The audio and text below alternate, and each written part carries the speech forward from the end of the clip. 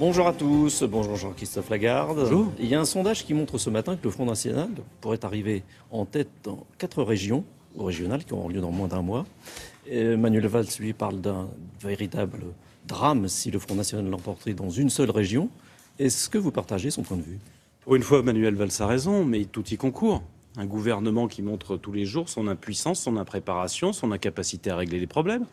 Quand lui-même, Manuel Valls, va à Moirans 15 jours après les émeutes que nous avons tous vues à la télévision, un peu comme les carabiniers qui arrivent toujours en retard. Mais enfin, ce qu'on demande, en l'occurrence, c'est d'éviter ces émeutes.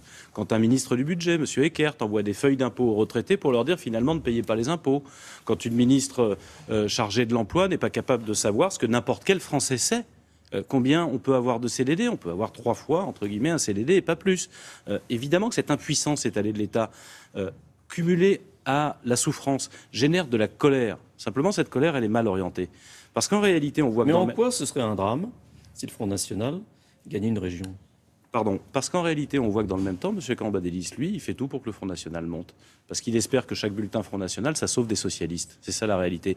Mais ce serait un drame, pas pour le monde politique, ce serait un drame pour les régions en question. Vous avez vu ce qui s'est passé dans le Nord-Pas-de-Calais, où de grands entrepreneurs, des investisseurs, ceux qui apportent la richesse d'une région, disent attention, si notre région bascule à l'extrême droite, on va se retrouver effectivement avec des investisseurs qui vont quitter la région. Parce que quand on vend un discours anti-concurrence, quand on vend un discours de fermeture sur soi-même, les gens qui viennent, comme Toyota, qui sont venus à Valenciennes pour relancer les usines, les investisseurs français qui voudraient, ils vont changer de région. Quand, le programme du Front National, c'est s'attaquer au monde de la culture, ça veut dire concrètement que... Et ça fait longtemps qu'on le dit. Et non, je ne crois pas. Ça ne dissuade pas les électeurs de voter pour le Front National. 99% des gens qui s'apprêtent à voter pour l'extrême droite n'ont pas lu le programme de l'extrême droite. Moi, je les invite à le faire avant, entre guillemets, de commettre l'erreur. Mais l'erreur, elle n'est pas, encore une fois, pour le monde politique. Je ne pense pas que ça soit un drame pour M. Cambadélis ou pour M. Hollande. Je pense que, pour le compte, c'est un drame pour les gens qui sont les plus faibles, les plus précaires, les plus pauvres dans ces régions-là. Parce que c'est eux qui paieront les premiers les pots cassés d'une région qui casserait sa dynamique économique. Alors, est-ce que, du coup, vous êtes favorable à un front républicain contre le Front National pour faire barrage au Front National? Moi, j'ai toujours récusé le terme de Front républicain parce que ça voudrait dire qu'on se met ensemble pour pouvoir gouverner. Or, je combats le Parti socialiste, sa politique, l'échec économique, social, moral dans lequel il nous met. Simplement, je ne veux pas que cet échec se transforme pour le compte en catastrophe. Parce que quand je lis le programme de l'extrême droite, je vois bien effectivement la catastrophe économique dans laquelle ça nous emmènerait. Donc, ce serait pire. Pratiquement, qu'est-ce que vous faites? Mais pratiquement, je pense simplement que je suis président du seul parti, l'UDI, qui n'a jamais dévié de ligne. Au deuxième tour d'une élection, je vote pour le candidat qui est le mieux à même de battre l'extrême droite. Ça peut être un socialiste. Donc, quand c'est un républicain, un UDI, je vote pour lui. Et sinon, c'est un socialiste. Je préfère, éliminer le pire. Du désastre économique et social qu'on est en train de nous imposer, je ne veux pas aller vers la catastrophe. Alors, l'ennui, c'est que pour les régionales, vous faites des listes communes avec les Républicains, et les Républicains ne sont pas sur cette ligne. Oui, d'accord, mais comment ça va se décider? Comment ça va se décider puisque vous aurez des listes communes? Il n'en reste pas moins, pardon de vous le dire. D'abord, il y a des listes qui sont conduites par des centristes, mais a priori, ils ne seront pas dans cette situation-là. Quand on regarde aujourd'hui les sondages que vous évoquiez, c'est plutôt le Parti socialiste qui va avoir cette question devant lui. Et je vais même vous dire une chose. J'ai été, moi, très choqué par M. Cambadélis qui, pendant des années, a donné des leçons de morale à tout le monde sur la lutte contre l'extrême droite et qui, aujourd'hui, ose dire que si Mme Le Pen et M. Xavier Bertrand se retrouvent l'un face à l'autre dans le Nord-Pas-de-Calais et Picardie, il ne choisira pas. Dans ces cas-là, il préfère l'élection de Mme Le Pen. Il trace un signe égal entre M. Bertrand et Mme Le Pen. Et il est socialiste. Il dit qu'il n'y a pas de danger et que, de toute façon, il n'y aura pas d'élus. Tous les sondages la donnent gagnante et il n'y a que M. Cambadélis qui ne le voit pas. Moi, je pense qu'il le voit très bien et qu'il espère la victoire de Mme Le Pen. Il est même en train de la construire.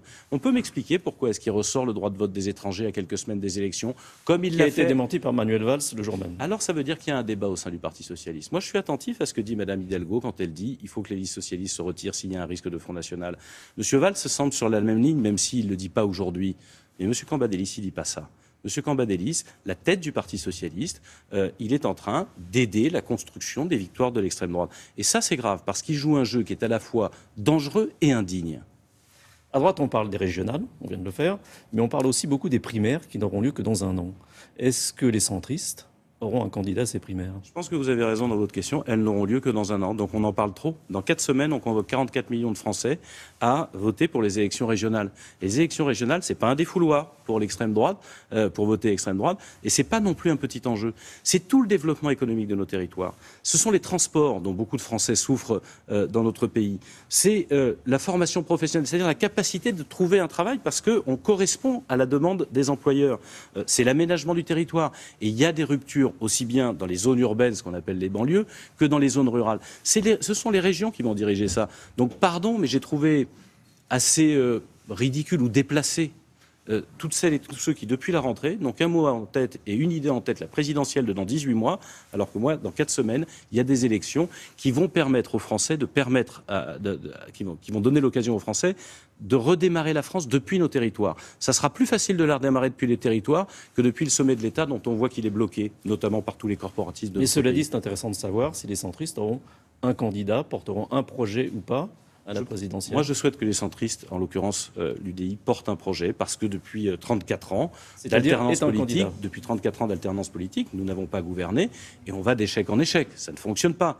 Tout s'aggrave. L'éducation s'affaiblit, le chômage augmente, notre dette s'alourdit, le déficit ne se résorbe pas, l'égalité entre les Français n'est pas restaurée. Ça veut dire quoi? Ça veut dire que je pense que nous avons des solutions à proposer aux Français. Et nous ouvrirons au mois de janvier ce débat après les régionales, ce débat à l'intérieur de l'UDI et on conclura la façon dont nous porterons ce projet au mois de mars, je crois le 20 mars à Versailles, lors d'un congrès où tous les militants choisiront. Et votre préférence de président, elle va à quoi? Je le dirai quand on ouvrira le débat à l'UDI. Merci. Merci.